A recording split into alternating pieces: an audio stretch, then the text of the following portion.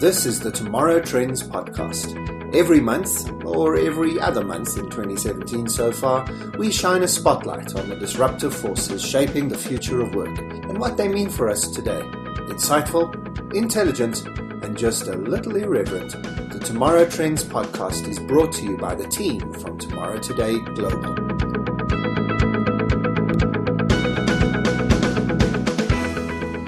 Welcome to episode number 11 for March and April 2017.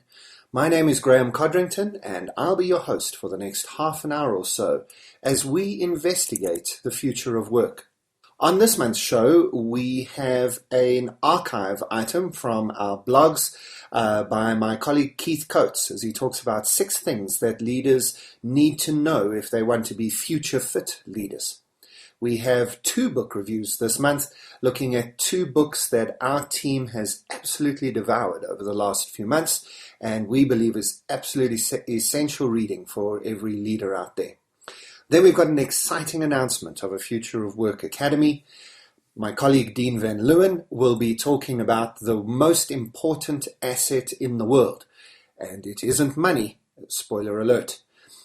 Finally, I'm going to be talking about careers of the future. If you have a young person in your home who's interested in becoming a doctor, well, you might want to consider how the industry is changing and what it means for traditional jobs in medicine and new types of jobs that we might see there. I'm going to talk about that. In fact, this is going to be a little bit of a series over the next few podcasts as we talk about all the ways in which professions are changing in the future. So stick with us for the next half an hour or so as we journey into the future of work.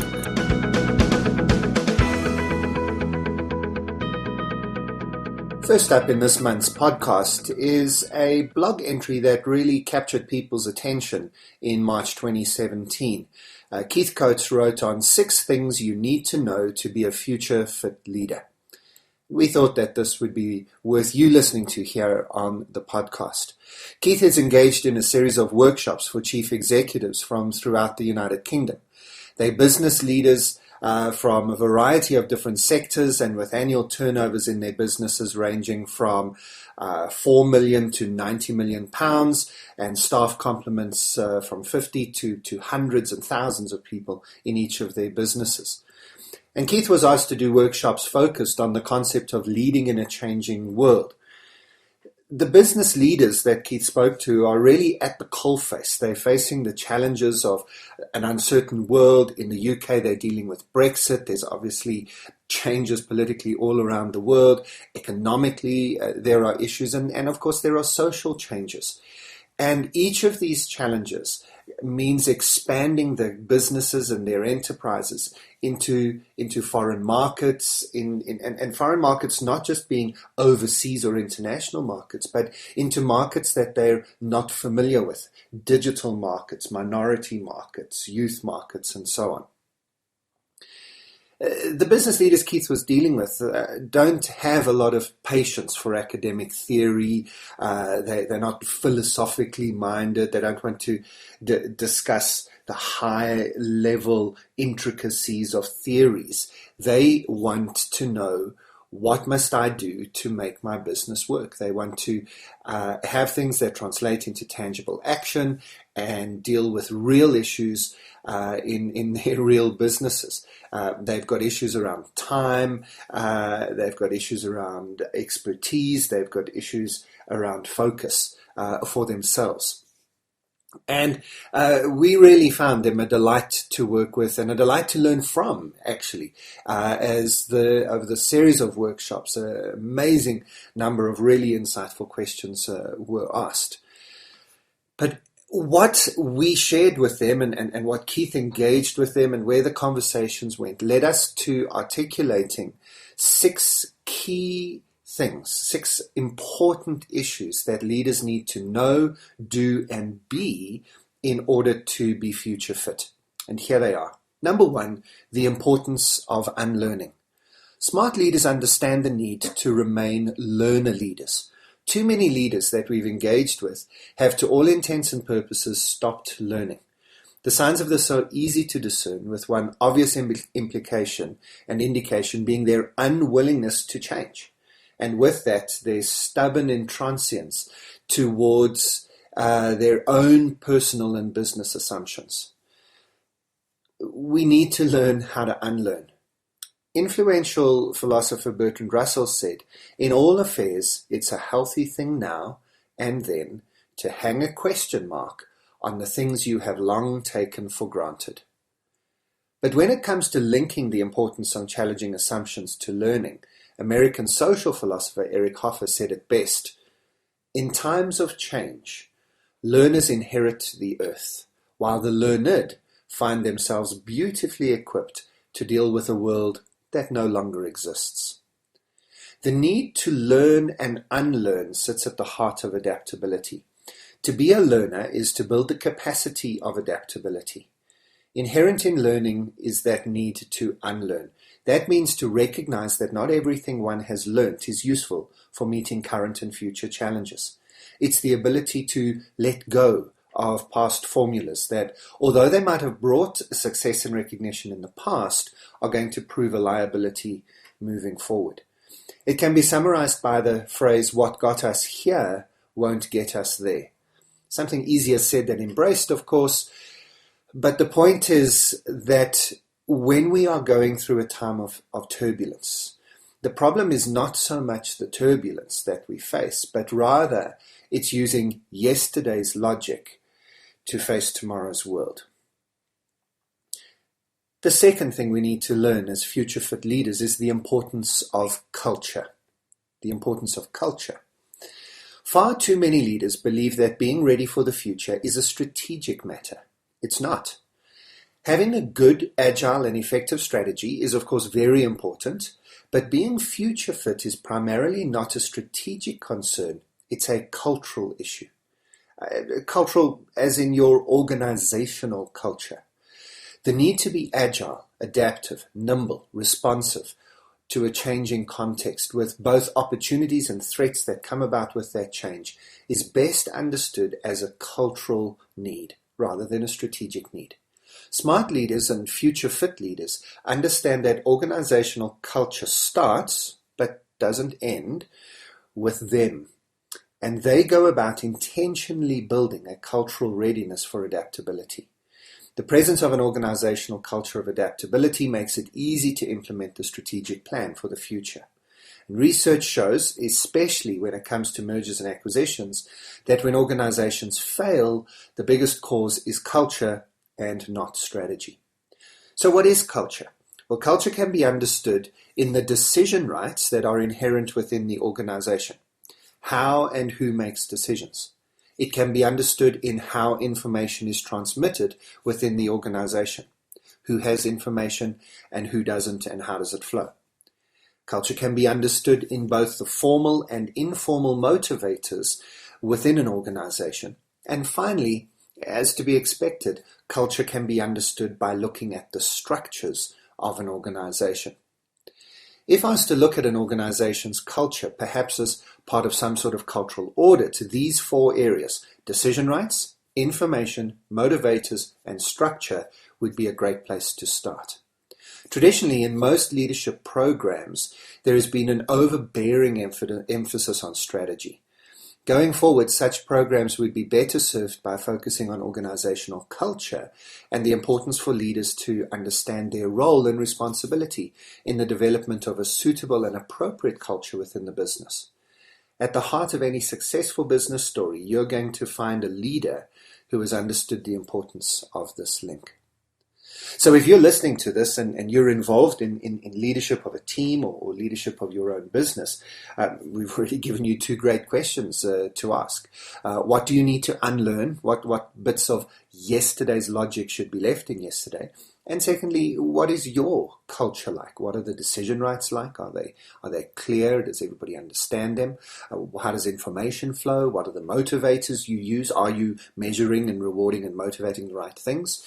And is your structure fit for purpose?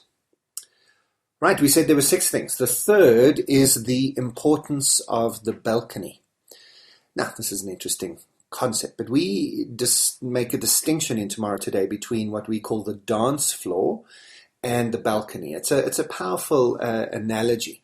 The thought is that the dance floor is where you're doing your work, all the work that has to be done. But the problem is when you're doing that, when you're on the dance floor, you have a limited vision.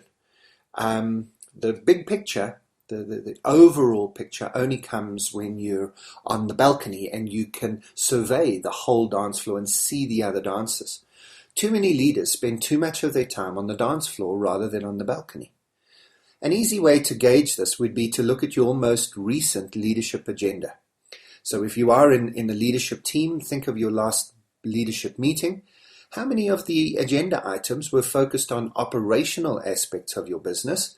And how many had to do with looking out the window, exploring the bigger picture, thinking about your industry, your sector, the future, the marketplace, strategic issues? My bet would be that your leadership agenda has been dominated by internal and operational concerns.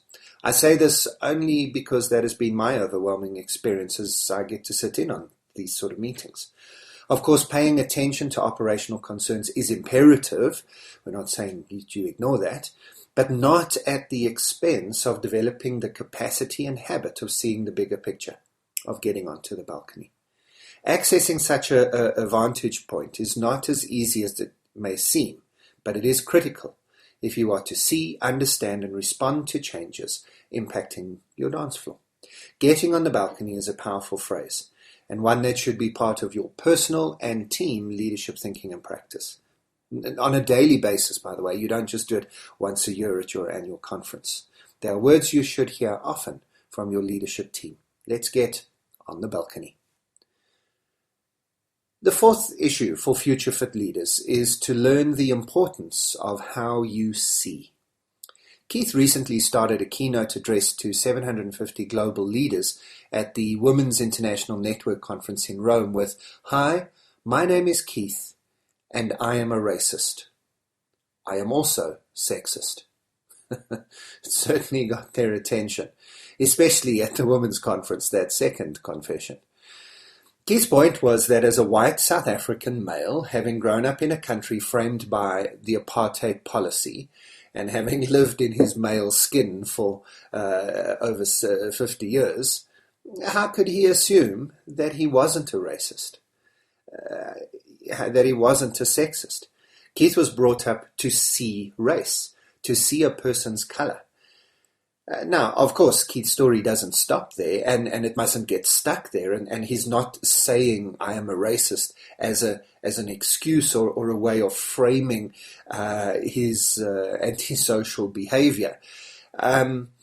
Obviously, he goes on to say that he wants to move beyond those racist and sexist default settings that have been burned into him from a young age, and wants to move to putting filters on that take him away from that.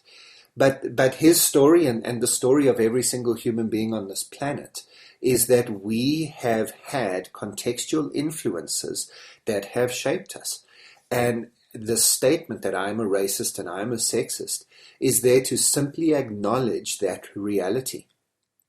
It's not there to give an excuse. It's not there to say I'm trapped in these paradigms. It's simply there to acknowledge a starting point.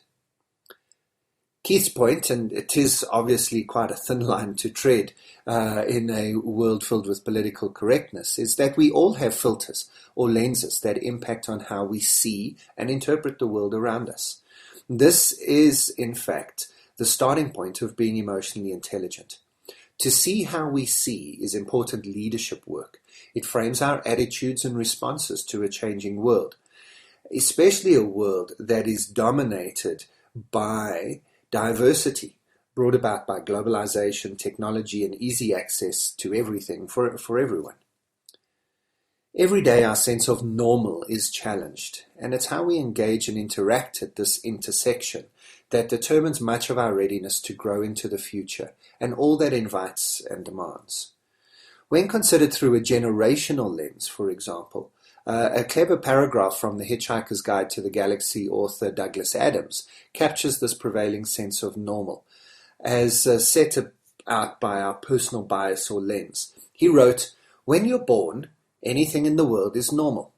Anything invented before you're 35 years old is revolutionary, and anything invented after you're 35 is unnatural and wrong. We have many lenses that impact on how we see. And some of those lenses we can't change because they are fundamental to who we are. Keith is a white, male, South African baby boomer. He needs to own each of these categories, recognizing the value that each of those categories brings to his view of the world, but also acknowledging the limitations thereof and dealing with the downsides. Doing the work necessary to understand how I see is hard, but entirely necessary in order to be a future-fit leader. Fifthly, we need to recognize the importance of questions if we're going to be future-fit leaders.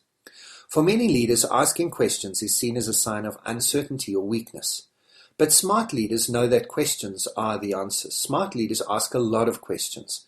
And we would go so far as to say that the quality of the questions that you are asking will determine the quality of the solutions and the strategies that you get. The willingness to pose questions that go to the heart of purpose, motivation, and objectives. Questions that are given permission to venture into territories that previously had large no entry signs posted on them. Questions that go both inwards and outwards. Well, these questions will be the means by which we find our way forward through the turbulence, complexity, and ambiguity that obscures and defines our world today. Questions serve to open the conversation and thinking. They invite others into the conversation as we get more used to asking them and more comfortable. So too will we get better at holding those questions, even when answers are not apparent, engaging with them and strengthening the process towards new learning and new solutions. I'd suggest that you consider doing a questions audit at your next meeting. In other words, at your next leadership meeting, pay attention to the number and quality of questions being asked. What does this reveal about your team and your company's readiness to be future fit? Just do it privately at the first meeting, publicly at the second.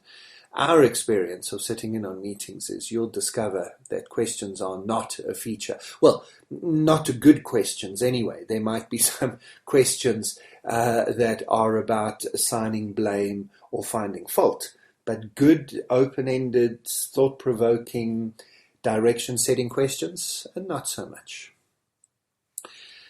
The final issue that future-fit leaders need to grapple with is the importance of adaptive intelligence.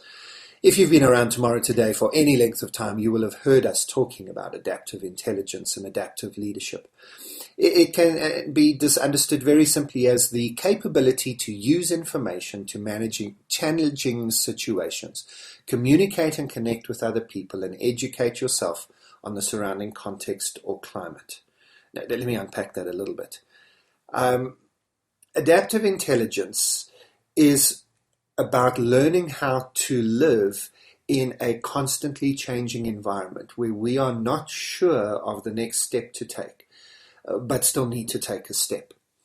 According to the marine biologists Gunderson and Holling, adaptive intelligence is found all throughout nature. It is the driving force of evolution, and it is fostered by learning to live with change and uncertainty, combining different types of knowledge in order to learn, nurturing diversity in order to develop greater resilience, and creating opportunity for self-organization within a system. Just think about those 4 points for a moment. Learning to live with change and uncertainty, combining different types of knowledge in order to learn, nurturing diversity in order to develop resilience, and creating opportunities for self-organization. That's how you're going to develop adaptive intelligence. But does that describe your team? Does that describe your leadership style? The offshoot of this thought would be to explore what it might mean to look, what the look and feel of this might look like in your business, how it could be measured. How can we take each of these points and create practical behaviors and actions around them in the context of your day-to-day work? We need to allow this theory, it actually came out of the coral reefs in the Pacific Ocean, but we need to allow this theory to emerge and shape the practice of our businesses. Yes, of course, it's far removed from our businesses in a biological sense. But it's learning found in a different place to provide us insights in an adaptable way. So maybe take each of those 4 areas and think them through with your team. Think how your team can embrace them, think through them, action them, measure them, and build them into your practice. Now, look, there are many more valuable things that could be added to the 6 that we've talked about, and each of those 6 probably deserved an hour or 2 of explanation on their own. But this is a good start, a great start to becoming a future fit leader. We need to realize that our task as future fit leaders is to bring a sense of hope in a world, in a context around us that is gripped by fear and despair, by ambiguity and uncertainty. The leader is the person who can bring a sense of hope into that. Hope is not the conviction that something will turn out well, but it is the certainty that something makes sense regardless of how it turns out. So be a leader, be a broker of hope, be a future fit leader, be a leader who intentionally and continually works at being future fit. So thanks, Keith, for that really insightful approach. Thanks for allowing me to read it for you. If you would like a link to the original article, it is on the Tomorrow Today blog. That's tomorrowtoday.com/blog. And the title is 6 Things You Need to Know to Be a Future Fit Leader. You can also find a direct link to this in the show notes to this episode. All of our podcasts are available via the TomorrowTrendsPod.com website, TomorrowTrendsPod.com. This month we're not doing a book review, we're actually doing a book recommendation. And here we have 2 books that we highly recommend to you. Our team has devoured both of these books and we think they are essential reading for every leader. The first book is called Uncommon Sense, Common Nonsense by Jules Goddard and Tony Eccles. Tagline of the book explains what it's really for. Why some organizations consistently outperform others. And how does this relate to the title? Uncommon Sense, Common Nonsense. Well, the bottom line is that this is a must-read book because it has begun to unpick some of the legends, some of the paradigms, some of the ways in which leaders think in businesses these days. Some of the ways they think that are actually just wrong. It challenges the assumed business and organizational wisdom, in inverted commas, that's out there. So, for example, they rip into the concept of best practice, this concept of measuring yourself against your competition and best practice and setting benchmarks for yourself against other industry players. Goddard and Eccles argue that this is perhaps the single most value-destructive idea to have come out of business schools and management consultancies over the past 20 years. So it's a rollicking roll through some of the things that most businesses believe, but good business people understand is, well, needing at least of questioning, but most probably of replacing. So Uncommon Sense, Common Nonsense by Jules Goddard and Tony Eccles. Our second recommendation this month is Humble Inquiry by Edgar Schein. The Gentle Art of Asking Instead of Telling. Smart leaders understand that they should do more asking than telling. We've just talked about in Keith's article this issue of asking great questions. And smart leaders know that posing the right question in the right way, at the right time, to the right people, is perhaps the most important aspect of leading in today's complex and connected world. So Humble Inquiry sets out to expose the importance and art of asking good questions. And it is a magnificent book. It explores the complex but often neglected leadership attribute of humility. Shine, who's a cultural anthropologist by background, offers a wonderful balance between depth and practical advice. And so the book goes between deep theory and understanding of the human condition and then just practical, common sense and insightful ideas that you can apply immediately. In a leader's quest for greater emotional intelligence, Humble Inquiry is essential reading. It could and should change your entire leadership practice. So Humble Inquiry by Edgar Schein and Uncommon Sense, Common Nonsense by Jules Goddard and Tony Eccles. Seriously, put down all your other books, clear your reading pile, and go put these two right at the top. They really are worth it. And now we have a really exciting announcement for you. Tomorrow Today has launched the Future of Work Academy. You can find this at thefutureofworkacademy.com. thefutureofworkacademy.com. We've realized over the last few years that as we speak at events and even when we do work on leadership development programs, one of the biggest weaknesses of conferences and leadership programs is that the learning is not taken back into the organizations and that the change that we want to see in people is not supported over a period of time.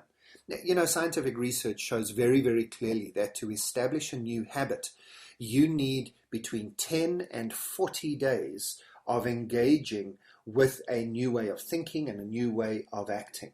And once you've been doing it for that long, it then becomes a new habit for you. It's also clear that if we want to change people's attitudes and people's approaches, you can't just do it as a one-hit wonder. Even if that one-hit wonder is a business school, a week at a business school in a leadership program, you're still taking people out of their normal environment, hitting them with something that will certainly impress them and they'll enjoy it and it will inspire them. But then you take them and put them back in their old environment to really make sure that we get the most out of our conferences, our events, our leadership programs. We do need to support people over an extended period of time. Now, that support can come in many ways. Obviously, coaching and mentoring is really a great way to do it, but that can be time-consuming, and lots of people have had bad experiences with it. It's also, you can't take an hour out of your day every day for coaching. So what the Future of Work Academy is trying to do is to help you by getting resources that will assist you in moving into the future of work. This is what we do. We help people to shift their thinking, to shift their actions, to shift who they are, their very being, into the new world of work, looking at the skills required for a VUCA world, looking at the mindsets required for a time of and a period of disruptive change. And what we've gone ahead and done is we've gathered resources together that are then chunked up into 6 minutes per day. Now, we believe that everybody can give us 6 minutes a day. Half an hour a day is a big ask. You're busy, you've got things to do, but 6 minutes, you can squeeze 6 minutes here or there. First thing in the morning when you arrive, during one of your tea breaks, just after lunch, last thing you do before you go home. You can, or maybe even it is at home. That you do this if you commute and you have access to your phone while you commute, you've definitely got 6 minutes to spare. What we want to do is give you 6 minutes every working day, and that adds up to about 2 to 3 hours of material each month. And we want to give that to you in bite-sized chunks that are targeted at giving you easy wins, practical and insightful resources to help you shift your thinking and to shift your habits and to shift your behavior. So what you can do is go to thefutureofworkacademy.com, sign up there for the monthly membership and have a look. we are going to give you a special discount code as a listener to our podcast. If you go to the show notes for this episode at TomorrowTrendsPod.com, go to TomorrowTrendsPod.com and go down to episode 11. You will be able to see a link on that page that will take you to a special sign-up page where you will be able to get access to the Future of Work Academy for just $1. Monthly membership costs $38 normally, and it's charged on a monthly basis. But we're going to give you access for just $1 so that you can go in, have a look around, look at the resources, see what the Future of Work Academy is about.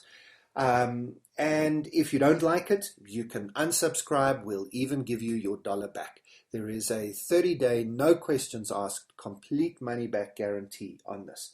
But we hope that you'll find at least $1's value, but certainly in due course that you'll find every month $38 worth of value for you, your team, and other people in your organization to sign up. This is something that you can just do on your own. You know, if your company won't pay for it, or it's not part of a conference or a leadership program, doesn't matter. Anybody is welcome.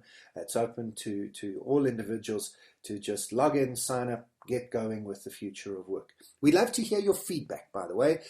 We got started in March. We've now got April up, and May will be coming soon. Each month, a completely new set of resources.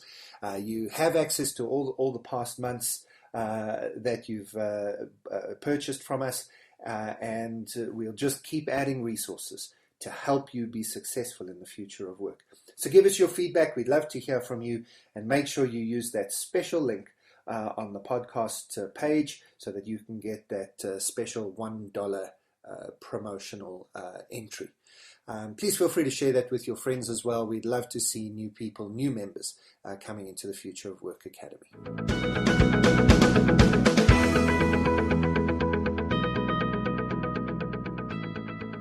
What is the leading resource in the world?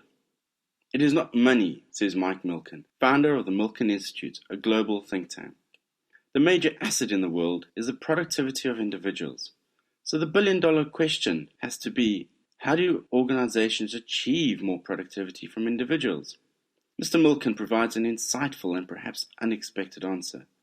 One of the greatest challenges of the 21st century is, does a person feel they have a fulfilling life? Mr. Milken, I want to thank you because you have helped me articulate an important message. In your 3 sentences, you have captured the power of the leader's quest. Research for my book, Quest, Competitive Advantage and the Art of Leadership in the 21st Century, placed under a microscope inspirational organizations and remarkable leaders who have achieved amazing things by embarking on journeys that have moved their organizations and the world to a higher level. We decoded what these leaders do and identified a unique leadership model framed by 3 powerful leadership qualities. This framework provides leaders at any level across any organization with powerful practical techniques to inspire people, improve results, and have a positive impact in the world they influence and beyond. This is an important development in the field of strategic management and leadership because globally productivity is struggling. Perplexingly, the promised gains from computing and recent technological advances are not being translated into labor productivity increases.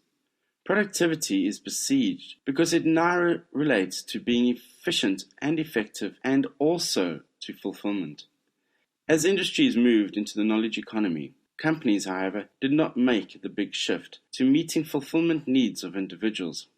Therefore, the productivity gains companies commanded during the industrial age have not been carried forward into the information and digital age. Productivity is now more dependent on people, but people cannot be commanded and controlled in the same way that machines can. Here's the thing. Companies are good at managing the nuts and bolts. It's called being efficient and effective. But companies are not so good at appealing to people's emotions and inspiring them because it's not easy. As Mr. Milken points out, this is the great challenge of the 21st century. Fortunately, this is where the power of the leader's quest provides a compelling solution. Tomorrow Today's latest framework is designed as a leadership and strategic framework for enhancing personal fulfillment, driving engagement, improving productivity, agility, innovation, business growth, and competitive advantage. Sounds like a lot, but that's the power of the leader's quest. The leading companies over the past 5 or 10 years have recognized the big competitive shift, and they are kicking butt and disrupting industries because of it. Think Apple, GE, Unilever, Tesla, SpaceX, Theranos, Airbnb, Facebook, Alphabet, etc., etc., and a growing group of so-called unicorns. All these companies have propositions that inspire and fulfill people's lives. People, be they employees, customers, or shareholders, who are inspired by, believe in what you do, and find fulfillment, will sweat blood to make your dream a reality.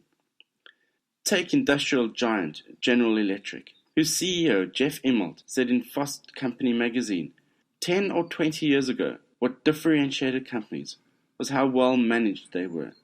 Today, if you are a well-managed company, you can still be a good company, but you're not going to be a dominant company. GE is a master at being efficiently managed, but its leadership has risen to the new challenge that Mr. Milken alludes to, and GE is now on a quest to improve the world by 1% every year. Achieving this bold and inspirational quest will deliver trillions of dollars of savings and added value not only to GE's customers, but also the broader global society. Fulfillment comes from finding and delivering meaningfulness, things that benefit those other than ourselves. And GE's quest has become the reason for thousands of its workers to get out of bed and care about what they are doing. Competitive advantage no longer comes solely from efficient management of resources and capital, a reality most business leaders grapple with as they continue single-mindedly to seek out incremental gains in cost savings and efficiencies from already lean and strained systems. To gain strategic advantage, companies are going to have to efficiently engage and deploy the major asset of the 21st century, productive people. The power of the leader's quest provides leaders with a unique and powerful methodology to frame strategic thinking and business, HR, and marketing strategies. This inspirational framework works in tandem with existing visions, strategies, goals, reinforcing, invigorating, and giving existing plans new life. The power of the leader's quest is delivered as an inspirational keynote presentation, workshop, and consulting engagements. The framework is inspirational, thought-provoking, and immensely practical, allowing for immediate and actionable. So don't hesitate to contact one of the team at Tomorrow Today to learn more. Thanks for that information, Dean.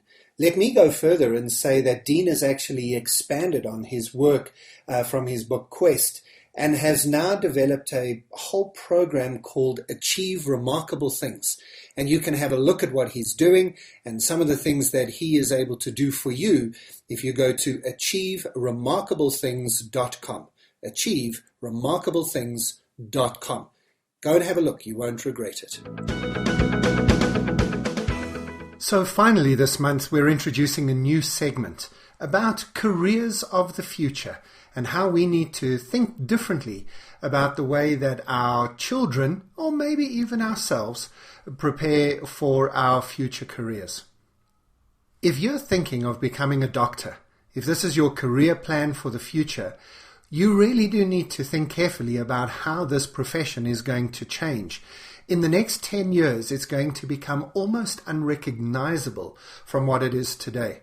This is going to be driven by three things: artificial intelligence, algorithms, and robotics. Artificial intelligence and algorithms are going to work together to help us do a much better job of diagnosing diseases and selecting the correct treatments for patients. Already, IBM's Watson computer is doing a lot of work. At the moment, it's focused in on the cancer environment, but very soon it's going to be extended across to every disease. What they're doing at IBM is they are feeding this supercomputer, Watson, with every single piece of medical information ever known by anybody anywhere, as well as all of the medical records that they can get their hands on. Watson is then doing a whole lot of different correlations and causations and looking for patterns and that whole big data analysis that you've probably heard of to try and find out the causes of various diseases and to do a better job than the average doctor can on diagnosing what the underlying problem is. And you know what? In tests already undertaken, your typical cancer doctor is getting about a 70% accurate diagnosis first time, whereas Watson is running at above 95% accuracy. And with 10 years from now, with the amount of computing power that we will have, we are going to want to have a computer like Watson to do the diagnosis of our diseases as well as the selection of the treatments that we will have. So what's left for the doctor to do? Well, the doctor needs to improve his or her bedside manner and people skills, because it's going to be a lot more about caring for people. It is going to be about preventing diseases and using Watson as an assistant to help you get ahead of some of the diseases so that you don't just see people when they're sick. Let's be honest, most of us only go to the doctor when we're sick. The doctor never sees us when we're healthy and isn't paid to keep us healthy. 10 years, 15 years from now, that model will have changed. And if you want to be a doctor, you're going to have to think about the types of skills you're going to need in order to be that kind of doctor. Because you can't compete with Watson. You can't compete with the machines. The third thing I talked about was robotics in addition to AI and algorithms. And, you know, already robots are better at eye surgery than human doctors.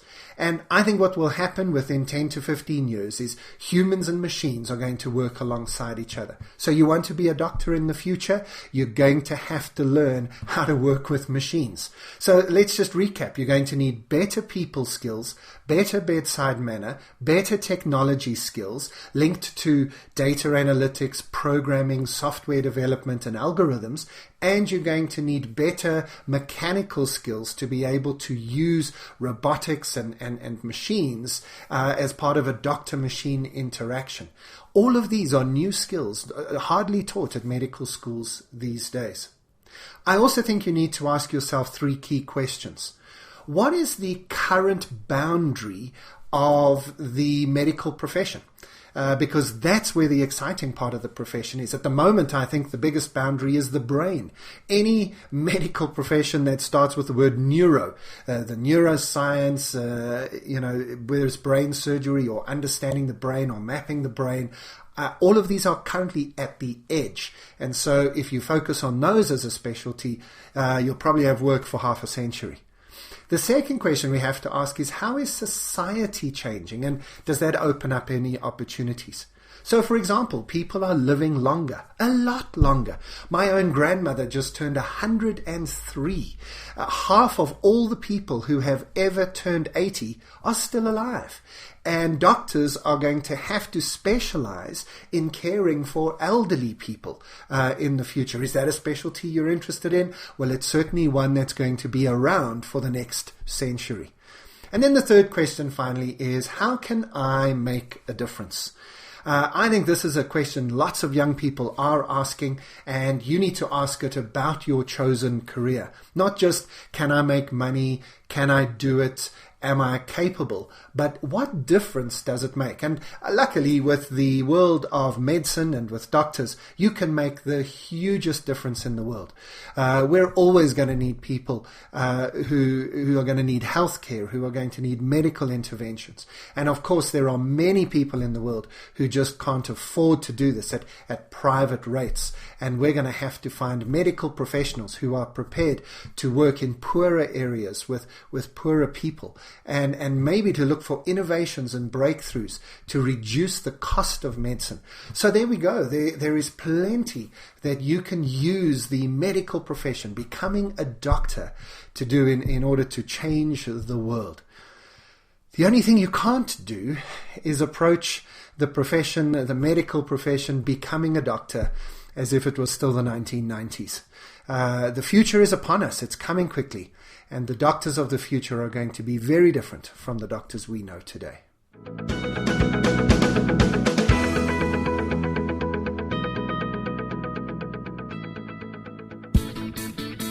Thanks for listening. For more expert advice for leaders who want to be future fit, visit our website at www.tomorrowtodayglobal.com, where you can sign up for our fortnightly email, Tomorrow Trends. View our team in action and access our library of digital resources.